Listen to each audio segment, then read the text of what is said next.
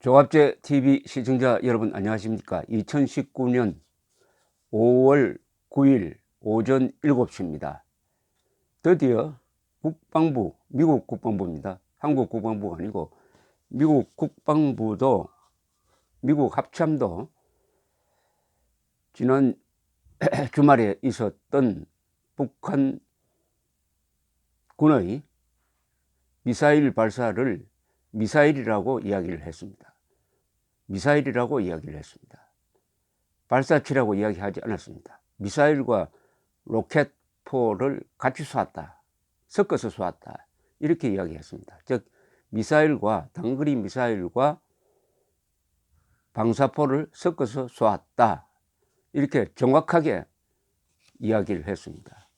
이렇게 됨으로써 그동안에 발사체라고 우기면서 야당으로부터는 그럼 새총 쏘았다는 이야기냐 라고 비아냥을 듣고 있던, 발사체인지 미사일인지도 구분 못하는 국방부와 국정원이라고 국민들의 불신을 사고 있던 청와대, 국방부, 국정원이 세계 만방에서 웃음거리가 되었습니다. 그리고 국민을 속였다는 것이 이제 확실해졌습니다.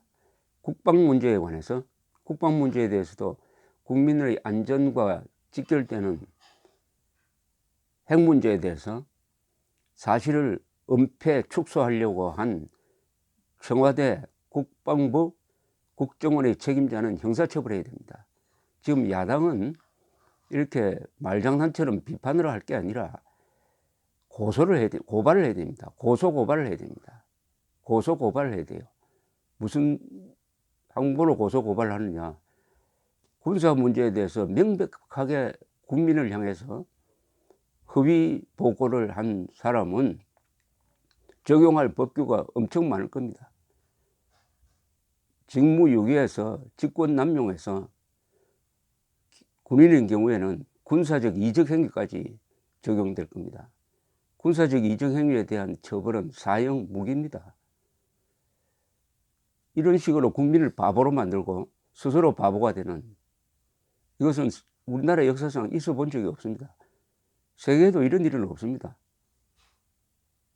미사일인지 발사체인지 로켓인지 뭘 모르겠다고 하는 게 말이 됩니까? 그럼 청와대 앞마당에 떨어진 다음에라야 파편을 주워보고 알겠다는 겁니까? 대한민국이 망한 다음에 알겠다는 겁니까? 더구나 핵 미사일입니다. 미국 국방장관과 합참의장이 북한의 단거리 발사체를 처음으로 로켓과 미사일이라고 지칭을 했습니다. 그리고 국방차관보는 북한이 다양한 미사일을 보유하고 있다고 지적했습니다. 패트릭 세너헨 미 국방장관 대행이 어제 상원 세출위원회 국방소위원회에서 열린 2020년도 예산 청문회에 출석해가지고 미군의 전투 태세를 설명하는 과정에서 그렇게 이야기를 했습니다. 자신과 덤포드, 그러니까 합참의장이 나눈 대화를 이야기를 하면서 합참의장이 전화를 불러왔다는 겁니다. 전화를 그래서 보고를 하더는 겁니다. 뭐라고 보고를 하느냐. North Korea is now shooting rocket and missiles. 북한이 지금 방사포와 미사일을 쏘고 있습니다 라고 보고를 하더랍니다. 우리 합참도 이렇게 청와대에 보고했을 겁니다. 쏜 다음에는 한국과 미국이 정보를 공유하니까, 그래서 합참이 미사일을 쐈다고 공개를 했는데 40분 뒤에 갑자기 발사체라고 바꿉니다. 그렇게 된 것은 청와대에 압력이 있었다라고 추정할 수밖에 없습니다. 왜냐? 똑같은 시간에 덤포드 합참의장이 패트릭 세너헨 미국 국방장관에게 전화를 걸어가지고 지금 북한이 로켓과 미사일을 같이 쏘고 있습니다라고 보고를 했다 이겁니다. 그동안에 미국 정부는 한국과 보조를 같이 하면서 북한의 미사일 발사를 축소하기 위해서 발사체라고 했습니다. 발사체, 미사일이라는 표현을 하지 않았습니다. 폼페오 국무장관은 이 발사체는 동쪽으로 날아갔으므로 미국과 일본과 한국에 위협이 되지 않는다고 이야기했습니다. 그건 거짓말이죠. 한국에는 위협이 되죠. 이렇게 축소하려고 하는데 미국과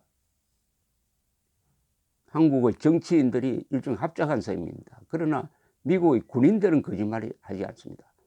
한국의 군인들은 정권에 눌려가지고 헌법을 위반하면서까지 정보를 왜곡하고 허위 보고를 하는데 미국 군인들은 그렇게 하지 않습니다. 왜냐? 미국 군인들은 헌법에 충성합니다. 대통령에게만 충성하는 게 아닙니다. 헌법을 지키는 대통령에게 충성하는 거죠. 지금 이 정권은 헌법을 위반하는 대통령에게 충성하다가 결국 국민을 배신하고 세계에서 웃음거리가 되었습니다. 헌법 제5조 7조를 위반하고 있습니다. 헌법 제5조는 국군은 국가안전보장의 신성한 의무를 다하면서 정치적으로 중립해야 된다고 했습니다. 헌법 제7조는 모든 공무원은 국민 전체에 대한 봉사자이며 정치적으로 중립해야 된다고 했습니다. 국정원 책임자, 국방부 책임자는 이번에 헌법 5조 7조를 정면으로 위반했습니다. 여기에 대한 법적 응징이 반드시 있어야 합니다. 대한민국이 법치국가가 맞다면, 독재국가가 아니라면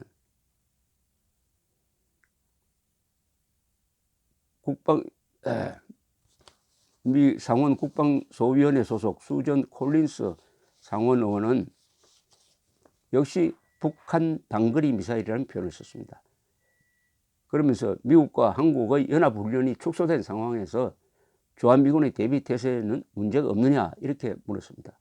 덤포드 합참의장은 주한미군은 당장 오늘 밤에도 싸울 준비가 되어 있다 이렇게 이야기를 했습니다.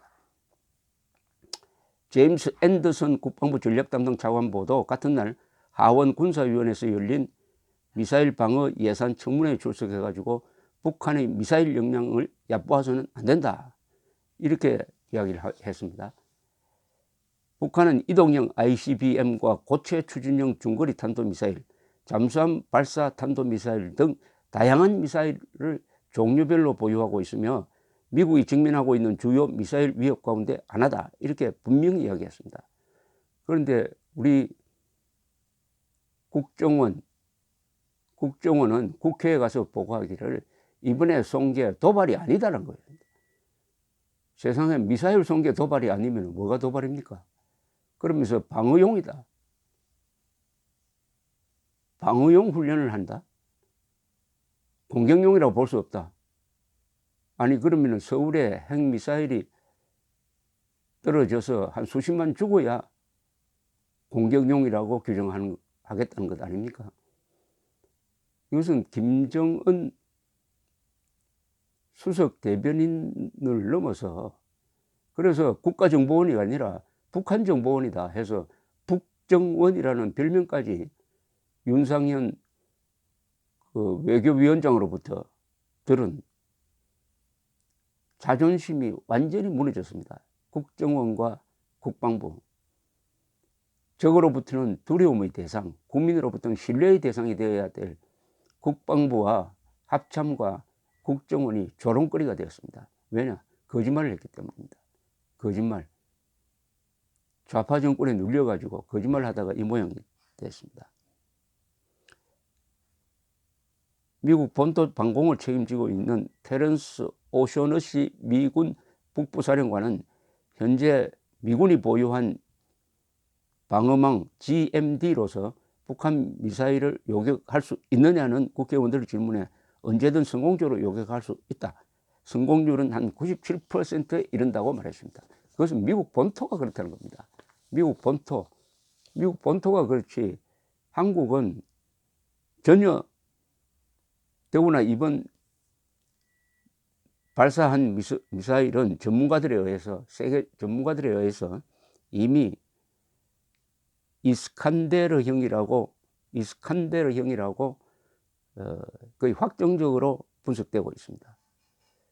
제프리 루이스란 미국의 미들베리 연구소 전문가는 발사 직후에 바로 인공위성 항적을 공개를 하면서 이것은 미사일이다. 단거리 미사일이다. 국정원이 지대지 미사일이므로 공격용이 아니라고 한다라고 하니까 crazy, 약간 돈 사람들이다 라고 말을 했습니다. 영국의 미사일 전문가 마이클 엘먼 씨는 아주 이 사람은 우리나라 국방장관으로 이거 초빙을 해야 되겠다는 생각이 듭니다. 어제 자세하게 이런 정보를 공개를 했습니다. 북한은 이번에 세 가지 형태의 발사체를 발사했다. 첫째는 사거리 40 내지 50km의 240mm 구경의 방사포이고, 두 번째는 사거리 200km의 300mm 구경 방사포인데 이것은 중국제 방사포와 비슷하다. 세 번째는 외형이 러시아의 탄도미사일인 이스칸데르와 비슷하다. 이스칸데르는 정밀 타격용으로서 지대지 탄도미사일이지만은 소형 핵탄두를 실어 나를 수 있다. 북한이 소형화했다면 실어 나를 수 있다는 거죠. 약 700kg까지 소형화했다고 보여집니다. 북한은. 그러니까 실전 배치 상태에서 한국을 때려버리면은 한국은 이 미사일은 회피 기동을 하기 때문에 우리의 사드나 우리의 패트리엇으로는 쏘기가 어렵다. 쏘기가 어려운, 요격이 어려운 그 고도를 유지하고 있다. 이번에도 우리가 사드로도 먹히지 않고, 그리고 패트리엇도 먹히지 않는 그 고도를 유지하는 비행을 했다. 탄도 비행을 했다라고 이 맥스웰이라는 전문가가 이야기해 주고 있습니다. 국방부 장관을 대신해 가지고 외국의 전문가들이 국민들에게 속지 마라 하고 이야기하는 거하고 마찬가지 아닙니까? 대한민국의 자랑스러운 국방 역사상 가장 큰 치욕의 날입니다.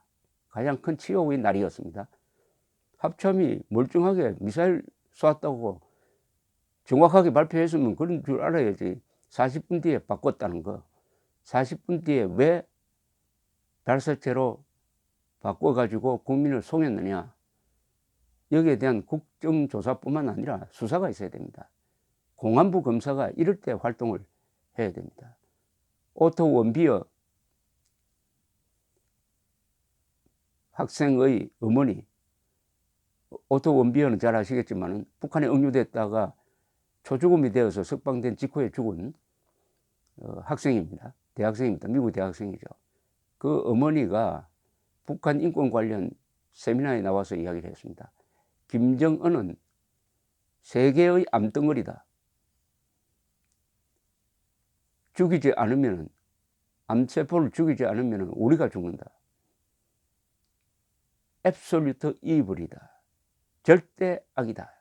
절대 악이다. 거짓말쟁이하고 하는 외교는 속임수다. 이렇게 이야기했습니다. 그런데 김정은이가 절대 악이고 암덩어리라면 대한민국의 종북 세력도 절대 악이고 암덩어리일 것입니다. 우리 국가 수뇌부 안에 이 정권 핵심에 주사파 운동권이 전향을 선언하지 않고 들어앉아 있다면 대한민국의 뇌수와 심장에 암세포가 지금 퍼지고 있다는 겁니다. 그런 정세가 이번에 이런 해프닝으로 나온 거 아니겠습니까? 종북암, 주사파는 암덩어리가 대한민국의 영혼을 망가뜨리고 대한민국의 뇌수를 망가뜨리고 대한민국의 심장으로 들어가서 심장을 정지시키든지 심장마비를 시키면 어떻게 됩니까?